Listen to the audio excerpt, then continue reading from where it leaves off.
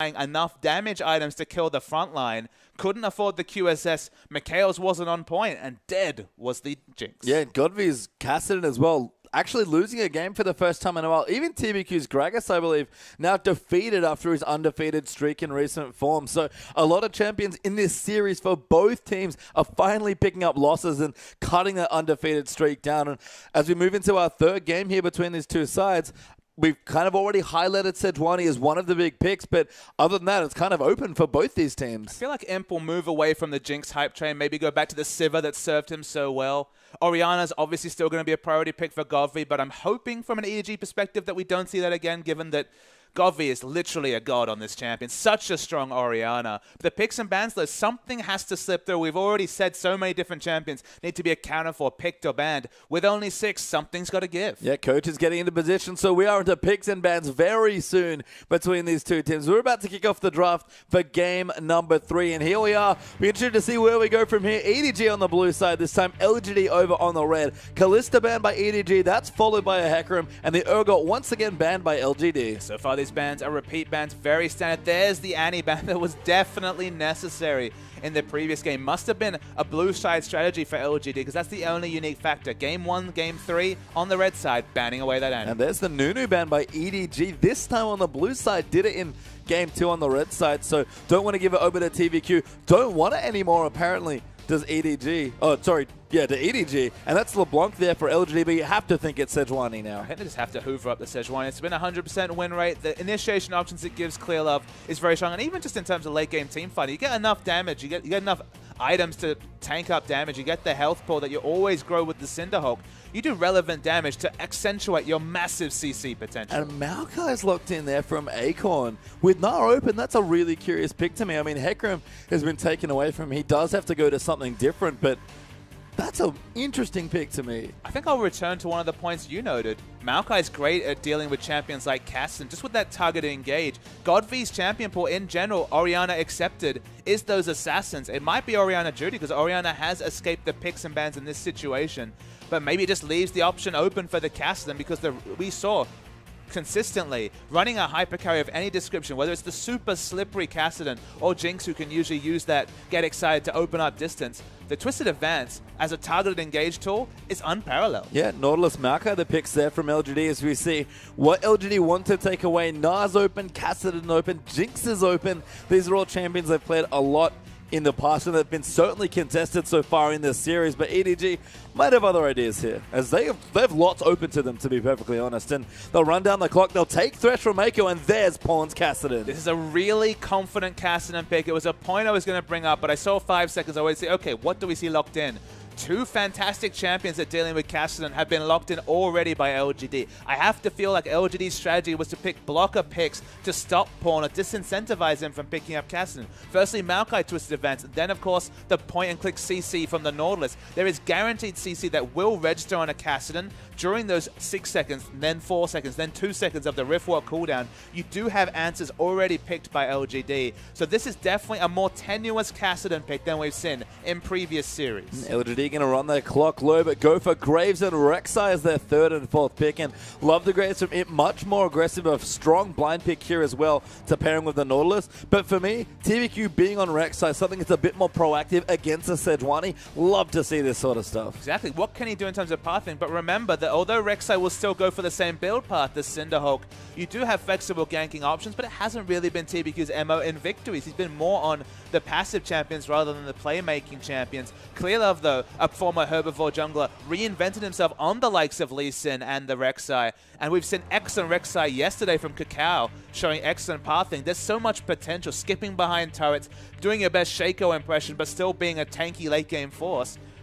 Onto TBQ to really show that he can recreate that form he had on Sejuani. Well, that's Sivir there for depth, and Korra's going to get his Gnar once again, so a scary team comp here for EDG. They've got good rotations and mobility, they've got good engage and disengage, and they've got good late game damage as well, but Godvy's going to last pick his Orianna here for the matchup, and once again, both teams look very comfortable with this draft. I mean, the big question mark is the junglers. No coincidence in that regard. Mako moves on to Thresh that he's 5-1 on. World Elite actually were consistently banning away this threshold. It is available in this situation. Not quite Annie for pick engage, but the pick potential of Sejuani and Thresh is going to accentuate the big team fighting ultimate with the On the Hunt. And I like to see Mako back on something like Thresh as well with the Annie ban. It's not the Janna. She actually fell through the draft completely here, but I think you can tell that both teams, after splitting a game each in their first two, sort of realize that they really need engage. We'll look at the lane matchups. Na versus Malco. We've seen this so many times. Saw it in the previous game, in fact. We rolled reverse in this situation. Na going to be able to push in Malco, but both good in a jungle follow and both good in a swap. The Cliliv, you have to think a bit behind on the Sejuani versus the Rek'Sai as Pawn. Cassidy versus Orianna, interesting matchup, and Sivir versus Graves there as well. I definitely give the advantage to Orianna in the laning matchup. Was always traditionally a difficult Cassidy matchup throughout the metas.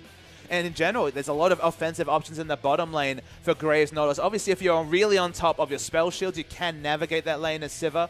But if we're talking about winning lane matchups, I'd probably give the slight advantage to LGD 2-1. And with an advantage in terms of jungle skirmishing and Rek'Sai and winning lanes, there's a good chance for them to take over the early game. Well, game 2 is about to start. Let's do it.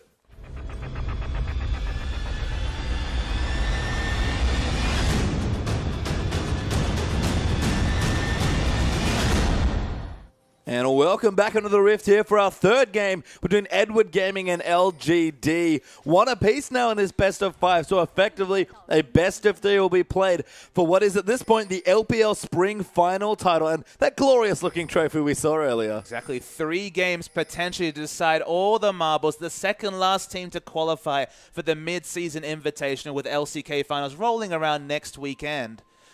There's a lot of upside here for both team comps. In the late game, Orianna is going to see so many clumped up EDG members because the unique factor about something like Sivir, with her 500 range, with a need to go for the ricochet, go and cancel her auto-attack animation, she always dives in with her tank line usually. They're usually at the same spot, obviously moving in with the same amount of movement speed.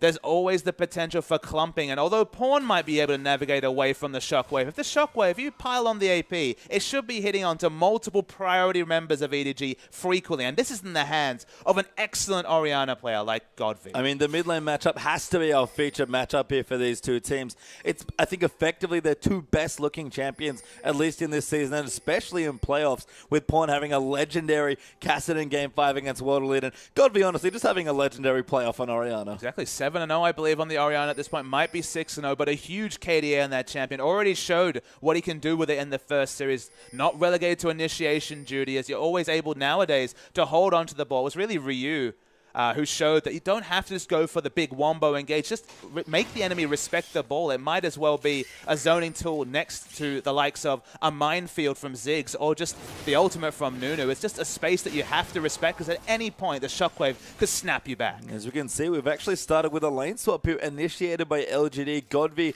got some little creeps down as well. The mini Raptors actually with the help of saplings by Acorn, and Graves right now 1v0 in the top side of the map, free farming it up, and POL's invading actually started the blue buff by himself. I have to feel like this suits EDG just fine. They're not the ones that actually initiated the lane swap, but he's very happy here, Sejuani, to be able to navigate the early jungling, not have to worry about a Rek'Sai in the face during the laning phase, just be able to farm up safely. If we say anything, uninterrupted Sejuani jungles have a very high correlation to victories this series. Yeah, I mean, that's been TBQ's calling card for all of the playoffs, you have to say. And it wasn't a solo there by POL, thankfully. Just taking away the small golems there to get himself about half a level worth of experience. So smart stuff there from POL, getting effectively free golden experience for himself. And we'll isolate the mid lane, and Godvi is already miles ahead in CS. It's just a winning lane matchup for Orianna. Good against assassins, and while Cassidon's certainly not an assassin at level 2 before he has really offensive options. Ranged versus melee, good harass coming through.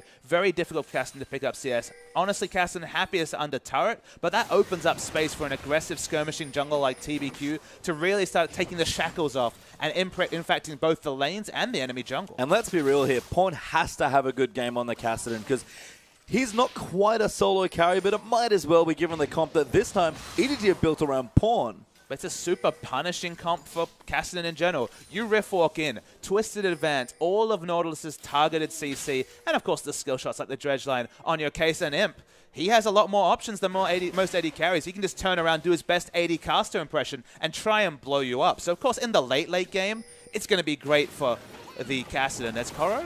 Yeah, good hop away. Gets himself to safety as TBQ with the double buffs. Tries to make something happen early, but can't quite get there down the bottom as well. Deft with a good spell shield as Mako's going to roll in. Look for the hook. Plays him back there. Godvy's forced to flash. Does flash the hook. Very well played. Another teleport's coming in as Akon wants to try and make it happen. Pawn desperately wants the early kill. He flashes in for it. Eats a turret hit. And the first blood goes to Thresh, but Oriana gets the kill onto Cassidy as so TBQ come through as well. Double knock up there. PYL's also here. Mako going to get hooked up by PYL. Triple play, but it's not enough. And a 2-for-1 trade for LGD. The teleport was super on point from Akon. They pick up the kill crucially onto Oriana. Okay, 100 gold extra goes over to Thresh for the first blood, but answered by another kill as well. And that's a 1 skirmish and potentially a dragon for LGD. And Pawn's aggression, we've talked about it already in this series, might be costing him here against Godby, who's aggressive when he wants to be, but very cool-headed a lot of the time. And looks like no dragon just yet as Deft has to recall straight back to base. I mean, there's only one advantage here for Pawn, is that he was able to close the CS advantage and the minion wave reset in the middle, so he hasn't lost 10 more CS. Clearlove's looking for a wraparound game. Yeah, this is very aggressive as TBQ and PYL are back, but Mako's joining in again. Clearlove this time going to get the jump as the flame moves in, and TBQ now, the one that's a little too low. Someone looks for the kill, but no range there as PYL has to get peeled off by Mako, who takes a good chunk of damage, and Clearlove, I don't know how he lived, but he did. There's been 6 members in mid lane for a good 3 out of 5 minutes. Such has been the aggression around this matchup. It definitely does favor Godby, but man, they're trying to make both these laners pay for their early aggression. And it's smart from LGD. EDG know what they have to do. Get the Cassidy ahead and let Pawn take over games. We've seen it before, but LGD, knowing that's what EDG want to do, counter right back with their own 3-man roams. And you can see the aggressive item build. It's Blasting Wand. It's going to be eventually into a Rod of Ages, but he always starts Blasting Wand just for a bit more ranged wave pushing. Of course, if you can get maximum points into that Force Pulse around level 9, Blasting Wand will really help you with a bit of pushing. And then again, you have a magic resist shield from your Null Sphere if you're looking for Q harass. So goes for the more offensive option. We've seen him go off the deep end and pick up a Sheen and look for level 6 power spikes earlier, still building into a Rod of Ages, delaying your stacking just for immediate power.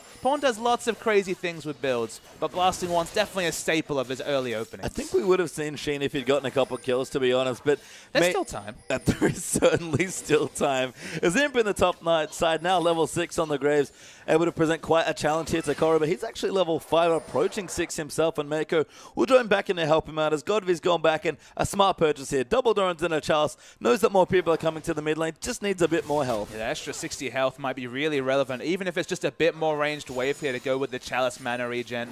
He's going to be feeling a little bit safer in the mid lane, but honestly, delaying a spike like the Athenes. The fact that in a Cassidy lane matchup, he's got to go a bit defensively is credit to the roam squads of EDG. Yeah, TBQ's here again. PYL, speaking of roam squads, still back on the Nautilus. Level 3 as the ulti does hit Pawn. No Riftwalk, can't get away. Dredgeline lands beautifully there under Pawn. He turns around, he knows he's dead, and will go down as Oriana gets the kill. And at the last possible opportunity, just ping 6, engages with the ball, not respecting the ball whatsoever. Didn't have Riftwalk himself and goes down, so that should be Dragon for LGD. Godby trying to make the Cassidy pick pay, but EDG, they've spotted out the Dragon here. Acorn's level 6, so TBQ's pretty healthy. Godby, no shockwave, it's probably not that bad, and Dragon should go over with the man advantage to LGD. Yeah, with 5 members, no reason for Korra to teleport down, just because it will be an uneven trade that LGD would probably look to win at this point. So the first Dragon goes down to LGD, and that's the difference in the mid lane. It's been 2 kills over to Godby, and he's got all the kill credit, selfishly. Yeah, good damage on the turret there, actually, but Korra can't quite finish it off. Deft done a number on the bottom side as well. And Imp, he was the scariest person there. BF sword and his ultimate ready on the Graves. EDG did well not to fight in that situation. It was good to back away. Whether that was just because they had a member down or they respected the power spikes, it's hard to say, but the sum result is that an earned Dragon goes over to LGD. Good spell shield though from Deft back in this lane. Slightly behind on AD, but equal on CS. Probably has some gold to go spend. So Deft, I think in this situation, feels fairly comfortable. With Imp going in aggressive. Never mind. Deft very uncomfortable now. Has to flash and ulti out as Mako. Just going to get a bit of extra harass. He just timed out the spell shield and went all in. Knew they didn't necessarily have kill pressure, but why not go for it and at minimum force him out of lane? Smart trading by Imp against his old Samsung teammate Deft. And now the Avarice Blade's the pickup here for Deft, so has to go a bit more into an emergency item. You have to think it's not a big BF sword for additional AD. He needs to try and stack some gold up. So officially, I have to say, falling behind a bit in the matchup. He's had a really weird, awkward gold value. He had about 1,000 gold and had the option to pick up the crit cloak, but doesn't really necessarily give you a lot of immediate power. Avarice Blade, unfortunately, doesn't really give you any lane presence either. I guess it has the slight upside of losing 5% crit for just the potential of a little bit more gold in the mid to late game, but it doesn't help you when Imp's going to go back. Doesn't necessarily increase his lead, but it's already BSO'd against Pickaxe. It's already in the advantage of Imp, who scales so well with AD. Yeah, Graves is just the aggressive AD carry being played at the moment, arguably more aggressive than even the Corki that we saw from Deft, and honestly, he's the only player playing it. So right now, LGD looking at a 1,000 gold lead, and early on, you have to say, keep the Kassadin down and keep things going well. And I think unlike in the last Kassadin game, LGD do have tools to deal with it if he does get to late game as well. And that's the thing. To me, in that champion select, they picked blocker Kassadin picks in the likes of Maokai and the Nautilus, but kind of the issue that faced LGD is that they just gave it up and gave up the Kassadin. They probably would have locked in Kassadin as well and then had CC, pick CC for a Kassadin. So it was kind of just a lose-lose situation when all that lockdown CC was picked, given just the popularity of Kassadin in this meta. But up top, Kalilov actually ulti onto Acorn. Pawn's up here as well. Koro trying to find a way in, and Pawn really needs a kill onto Acorn, who does flash over. Pawn will follow Koro will as well, and Pawn does claim the kill. Koro ultimate onto TBQ. He might be the next to fall. Kalilov lining up as Koro takes up the turret. Knockup comes through on Borrow, not enough, and Koro gets the next kill. Excellent roam coming from EDG. This is what we saw in that Sheen game we discussed. Godfrey goes for the flashes. Yeah, tried to flash over the wall, wanted a shockwave, saw a big play, but instead just misuses his flash. I think he was just being really hopeful that over that fat wall he would get slightly closer to the three members. Not to be. No, not at all, and that's Godfrey's flash wasted, and Pawn. A good roam there from Kassadin. That's one of his biggest assets as a mid lane player, but especially on a kind of power trophy character like Kassadin in the early game. He's so good at finding creative ways to get ahead. And obviously has more mobility than the Orianna, who's fairly immobile herself. Can use the dissonance, obviously, for a slight speed up, but not really relevant when chasing down a Kassadin in off lane. Godfrey had the option of going there, trying to impact the trade, or staying in mid and pushing. Could have got a lot of turret damage down. That's probably why he felt really just forced into going for the aggressive flash to justify wasting all that time walking up as a control mage Orianna. And the result is no flash and no turret damage, so a big trade win for EDG. Down in the bottom lane, Def doing a good job spell shielding all of his buckshots, but slowly clearing minion waves out from under his turret. It's taking a while for it to go down, but it's being chipped away by the LGD minions. I mean, Def has basically given up this lane phase. You shouldn't expect too much Sejuani pressure down, but unless they have teleport up on Koro looking for a big aggressive engage, because with the Avarice Blade purchase, he's basically said, look, I'm picking this for comp. I have no real way to trade with this Graves. Smart stuff from LGD, holding the wave in an awkward spot for EDG. Forces Def to overextend and use the Lantern to get himself to safety, and Imp, he's a pretty good bully, and he loves to bully Def. He's doing a nice job so far on the Graves. The out of game turns into the in game this particular situation. He's definitely picked the more assertive lane matchup. Scales so well with flat AD, so in terms of his spells for early pressure. And we've already seen happy to use those burst trades just to try and force Deft out of lane. I mean, I think in the story, Imp is, I believe, the older brother, so makes sense he's going to be a bit of a bully. Got to get rid of that scrappy younger brother. Just try to show him up. Yeah, and Imp's doing a good job so far. I mean, they've split the series. That's maybe not the three that Imp would have loved to hold over Deft once again after the World Semi-Finals, but Dragon back up in a minute 10 or so, and first Dragon went to LGD from a very smart rotation. We'll see what EDG can do as Koro throws Acorn into the wall just for a bit of trade damage. There's lots of members in mid.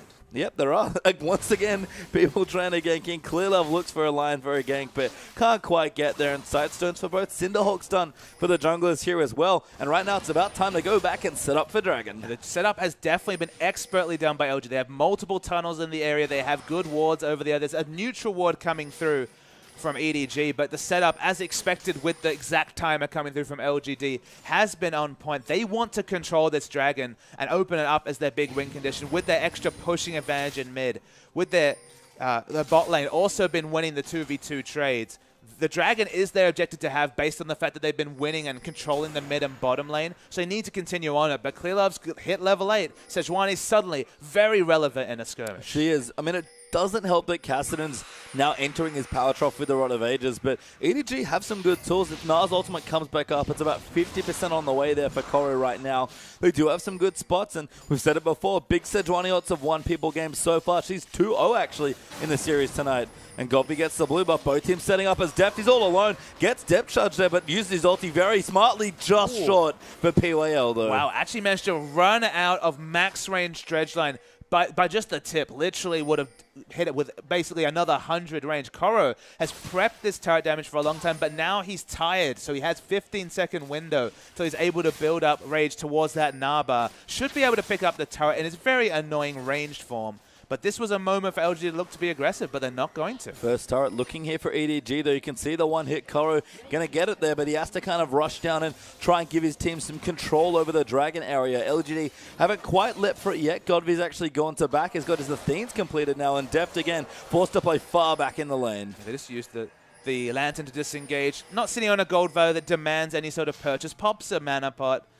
We're waiting to see if we do see Koro look for a teleport. He's actually looking for a sneaky steal in the enemy jungle. I think I understand why LGD aren't going for the Dragon. Imp has 2,000 gold to spend in his bank right now, and Koro stealing the red away out from under LGD's nose. Again, all EDG need to buy is time around the Dragon Pit, and Imp, not at his full strength. He's actually an item down on Sivir, despite the lead he's gotten. That's just poor item timings. You have to think. You need to shop freshly for the Dragon, even if you're in an awkward spot. And unless you can force out the enemy AD carrier, get a pick to make it all irrelevant. It's just poor spending of the gold. He will have a big purchase. He will go back and pick up an Infinity Edge, but they just have no power at this present point when they really want to be fighting for Dragon. Smart red pings onto Koro on the top side. He just got tired again back in the mini now form. So LGD, despite the disadvantage for Imp, are going to start the Dragon, but you can see they don't really want to fight here because they've already backed off. Yeah, the purchase has already come through from Koro. Had about 1,800 gold himself. Suddenly, all but a Randuin's completed.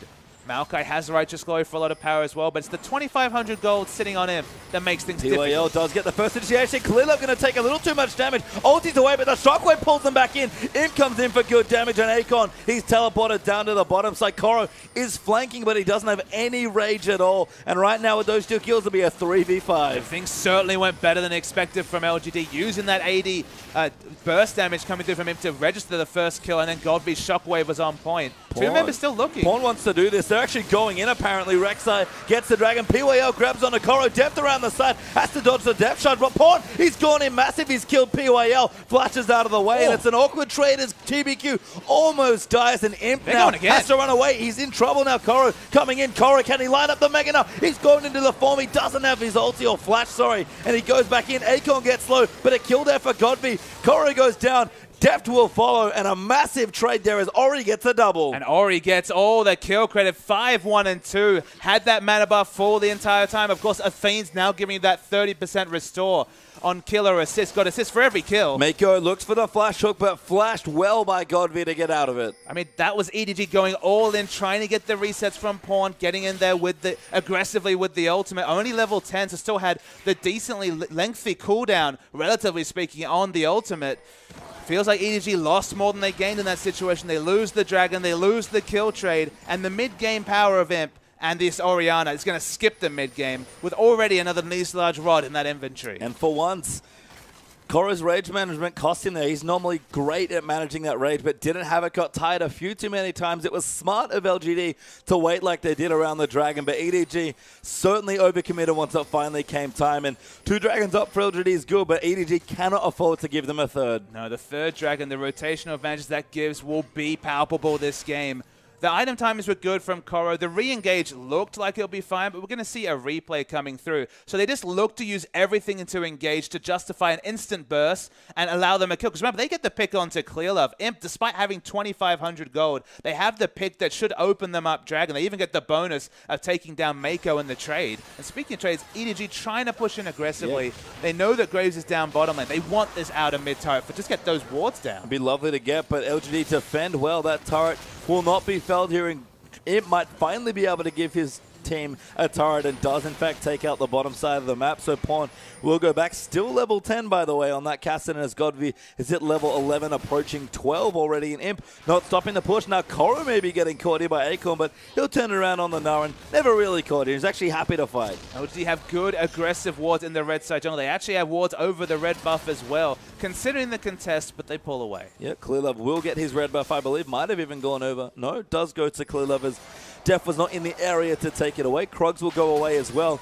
And one last thing in that fight as well, Clearleft died with his flash up in that situation. So could have flashed a shockwave, didn't for whatever reason, and just a couple little things, they're going quite wrong for EDG. Once again, it's these little mistakes that cost these teams. Honestly, I think just not calculating the damage from the collateral damage into the consideration. Probably didn't expect that extra 200-300 damage burst. Died to the shockwave shortly afterwards. So yeah, it was just another small mistake, but it's been a series where small mistakes have been punished and snowballed so hard. And you know that's when you're watching some of the world's best League of Legends, because these two teams, don't let the standings from the end of the season fool you. They are closely matched in skill, have had very solid playoff runs. LGD had a dream run, in fact, here, and almost looked to go undefeated through the playoffs, which would have been insanity, toppling the top 3 teams from the ladder. But instead, we're here in a third game, which at this point, despite the lead from LGD of about 2,000 gold and 2 dragons, is still hotly contested. You mentioned it correctly, Page Time. The last game was going to be their 8th in a row. Mako. Good spell shield though from Def. Mako thankfully not taking enough damage, and Def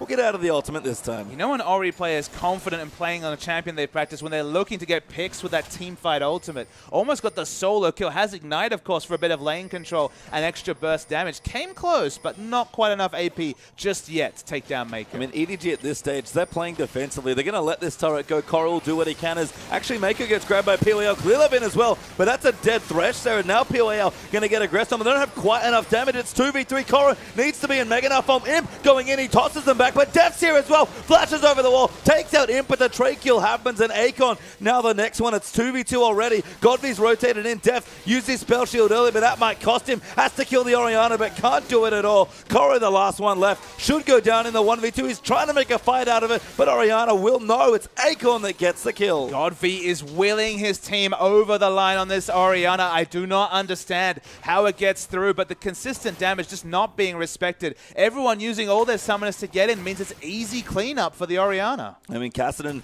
trying to get a pick, but falls short as he rotates to the top. And the reason EDG was supposed to play defensively was Pawn was split pushing in the bottom lane. Yeah, look, he made the very long hop to top. Doesn't get any kill involvement. Is able to pick up a little bit of CS, but now has fallen 30 behind. Doesn't have the big item timings yet. And if we learned anything from watching Godvy play this champion last game, you need the 3 items as a minimum. Everything after that's gravy. But until you get the Rod of Ages, the Zhonyas, and the Athenes, you need your team to do so much of the heavy lifting to actually have an impact in fights. And you can see Vision being put down as well by LGD. They're prepping for the next dragon in 40 seconds or so. And we talked about it, 3 dragons is a strong lead, and when you really start to snowball the objective. So LGD have been on top of it so far. They're 4,000 gold ahead in this game as well. Imp is so strong on this Graves. Orianna ridiculous as well with the Rabadons in the Athenes done. They might even get a turret before they start this dragon, and in fact, they will. There's absolutely no wave clear in the area. Remember, the only wave clear champion on this EDG lineup is Sivir. And Sivir is bottom lane split pushing, looking to get a turret of her own, but she's actually being forced to respect the potential of an inner turret coming down. Akon coming for a flank. Koro's actually coming in as well. Good rage management this time. The tier 2, though, will fall to LGD. And EDG, they put so much stuff in this basket, they have to find out. Clearlove looking for it. The hook onto him. That's crucial. Pawn dives in over the top as Koro gets the kill. Godvy's dead as well to Clearlove. Now PYL going to fall as TBQ could be the next threat. They get a kill. Yes, Mako does go down, but the ult finally used for Sejuani, as that's a clean ace for EDG. The sweetest hook of all time actually fell down, so not quite a clean ace, but Mako made it all happen with a hook onto him, died with ultimate and heal available, and it's 22 minutes. And I've learned anything about EDG, that means it's Baron time. Yeah, you win a team fight under 25 minutes. The Baron's up, you run straight to it, and EDG gonna take it away. The Dragon's up. LGD opinion, I think they want to take it as a counter. But EDG, they feel confident enough to be able to get an advantage off of this Baron that they'll happily take the trade. That should just never have happened. The first 2 people dying are Imp and Godby, just caught with their pants down after the amazing initiate from Mako onto that Graves. There's a reason also that we see Thresh ban. It's that when you give initiation options to these players that are so practiced on these initiation champions, these are the results. I mean, LGD, we've been praising their play all playoffs. They've pretty much played the pants off every other team they've had to play so far, as Mako entertaining a steal, but hooks PYL instead. The 3rd dragon will go to LGD, even though Orianna is the one to smite it away in a matter of speaking. But EDG are powered up. They're even behind in gold, but they're pushing down for more turrets. This Baron buff will mean that this turret is super dead here in the mid lane. And EDG, it's all about what they can accomplish from this point forward. They can't hope to contest that particular outer turret. They want the inner as well. They're going to get it here. Baron buff, so much power and deft on the Sivir. Just has incredible amounts of pushing potential. Tier 2 turret force, not quite equal yet to LGD, but you can tell EDG really putting pedal to the metal. They're pushing as fast as they can with the Baron. Exactly. If you can get those advantages at the start of the Baron buff duration, you feel less pressured to go for the all-in trades towards the 25% Baron duration. If you get them at the start, then you can go now, pick up these easier turrets out the bottom, set up for the next dragon, set up vision control and push your vision line forward without feeling the need to pressure and overexert yourself to get the most out of the Baron. So it should be, you'd have to assume, at least 3 turrets during this Baron duration, which, given the texture of the game, is a massive win for EDG. I mean, the other thing is Pawn's even getting free time with all this pushing now. Working on the bottom side, does push it into the turret, but doesn't push the turret down. But he's gone back. He's got his Codex. He's had it for a while. Does get his Zhonya's now as well. The Rod of Ages fully stacked up. Gold back to equal in EDG, despite being down 3 dragons, now have a good foothold in the game to fight back. They even have the awards at both enemy buffs just to start contesting those objectives. That is just a hallmark of their play, has been ensuring that every time they get rights to something, whether it's taking 3 outer turrets down to get rights to push vision aggressively into the enemy jungle, they always try and answer and take everything that's open up to them. That's why they're so assertive with the Baron around 22 minutes. Baron's not that tanky at 22 minutes. If you've got free time, if it's a 4 members against 1, it's relatively safe to pick it up, and the opportunity cost if you fail, it's pretty low. Look at Def positioning. He's so confident that nobody's going to challenge him. Even Pawn going in forward. They're onto TBQ. They might find Akon as the pick, weirdly enough, but they're going to go in. Massive 3-man off from Sejuani. Koro goes in as well. Imp still alive there, but Godfrey getting chunked out. A good shockwave there defensively, but Paul gets the first kill. Goes in and Zhonya's aggressively, but can't quite finish it. Def, though, trying to do the damage, is forced to flash away. TBQ will fall, and it was messy, but it's a 2-for-2 win for EDG. But a crazy, insane fight, and the fact that they still have Baron buff duration means they're going to break the base. Base well and truly broken. Top inhib looking to fall down as well. Might be a step too far for EDG. PYL gets onto Mako. They're going to dive back in. Koro goes in the flay there for Mako. Koro trying to escape, but he'll go down as well. Def snipes in for some good damage, but he has to back off. There's no real objectives for LG to pick up, but what was a crazy engage. The Wombo engage onto Oriano. Clearlove somehow sniping the backline, leading into a 2-man, but crucially, Oriana being hit by the Gnar ultimate, got them the pick, broke them the base. They're still chasing Def. Nice juke by POL, actually hooked to the terrain, baiting Def to use his spell shield. But Akon, unfortunately, can't catch him, but a good attempt by PYL. Need to take a deep breath. Some of these engages are just insane. Then Imp was actually free hitting Def over the wall, had to flash defensively, reposition himself in the fight, which was mostly even, but again, the minions being so strong is what allowed them to break the base. They didn't quite take the inhibitor, but it's certainly prepped for later. Yeah, I mean, they're going to rotate there when they want. They've got the bottom turret to take as well for 6 turrets in this game. Okay, I need to pause you. Okay. Look at the second item that Nas picked up. What? Yes. That's a face of the mountain. He just wants to give a bit of health to Sivir. We've seen lots of Nunu, specifically Beast, doing this whenever we saw Crystal on Draven. It's not quite a Mikhail's, but the face of the mountain doesn't necessarily even have that much health stacking, but it's 300 health for a carry we already mentioned. Is fighting with her peers, is fighting with her frontline in the front lines like Sivir. You know what? I don't think it's for Sivir. I think it's for Pawn. It could be for Pawn as well. I mean, look, for any of the frontliners, and this team comp effectively is 5 frontliners from EDG. Yeah.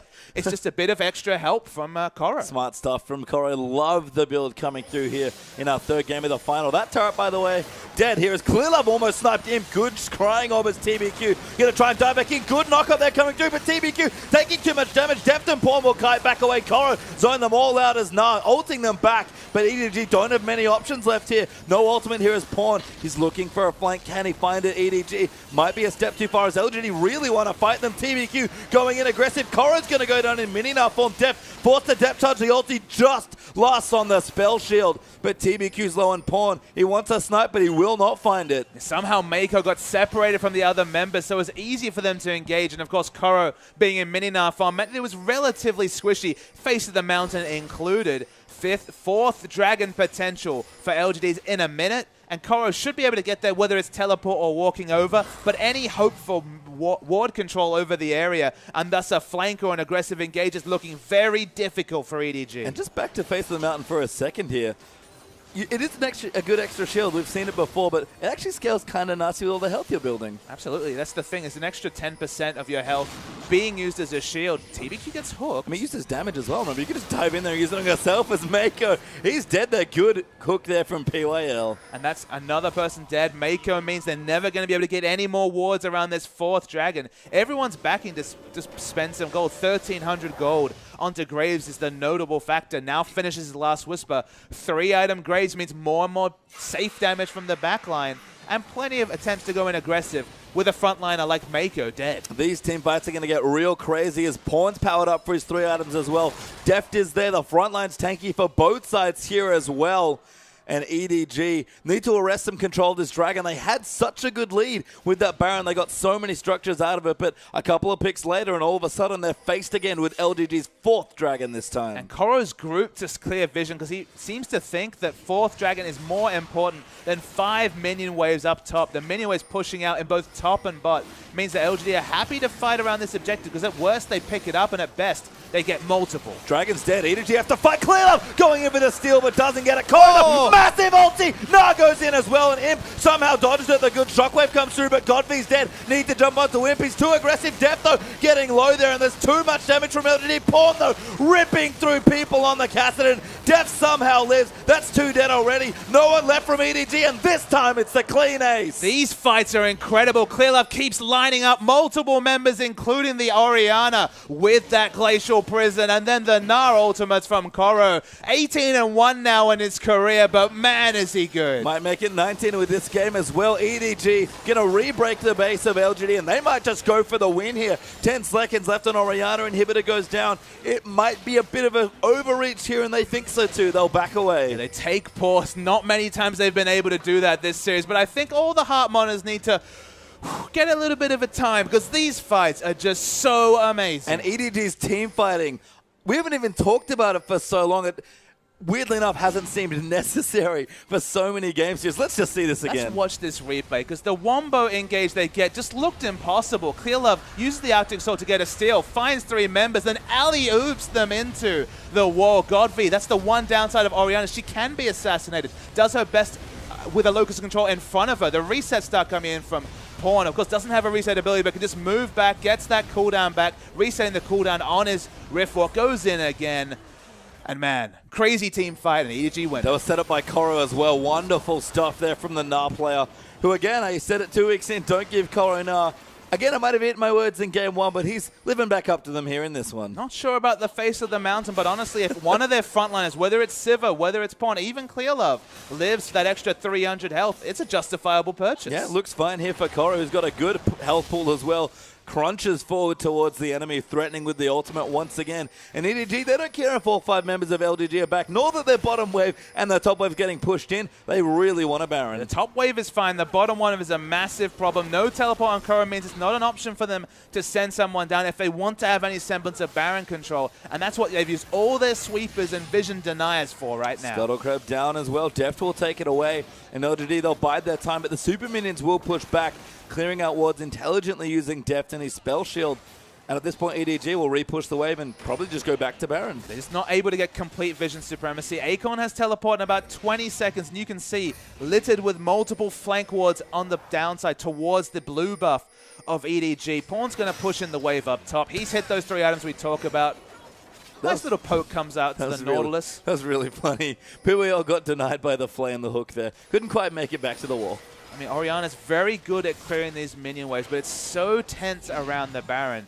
Looks like they're starting onto it. It's got to about 60% health, but they have to back away. Pawn so aggressive with his positioning, looking for a flank onto him. Level 16 Kassadin with 3.5 items, though. I can understand why it's Clearlove going again. Oh. Gonna nail him there with the ult. He gets Godfrey as well, and then it's gonna dive straight in. Deft kiting back as Acorn dives in on top of him, but Pawn right into the backlines. Massive damage onto Godfrey. Gets the ulti, but it's defensive. Deft flashes the wall to kill him. Assassinates Imp as well. Goes in for the next one as PYL's dead. TBQ will fall. Acorn will join them, and EDG, another clean fight. 10-0 in team fights. Clearlove is a god of positioning, getting these ultimates onto Golfi 3 times in a row. He had to flash away from a hook from Mako, and this is going to be the game. And EDG, execution-heavy comps seem pretty damn easy when you've got people like Clearlove and Mako on the team. And I'll say LGD strategically outplaying EDG for the majority of this series, but do not discount EDG's team fighting when it gets to late game. Much like their 2014 brethren,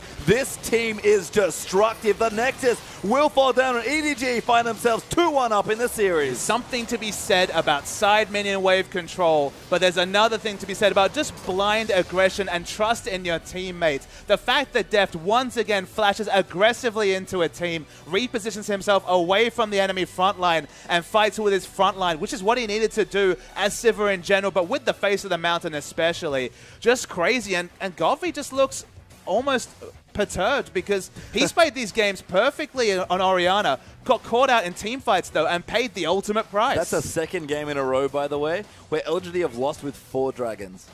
EDG, they might be giving them away at this point. They didn't even have one. They didn't have a single dragon in that game. Again, kind of giving LGD a pretty good discount on the buff throughout the series so far, but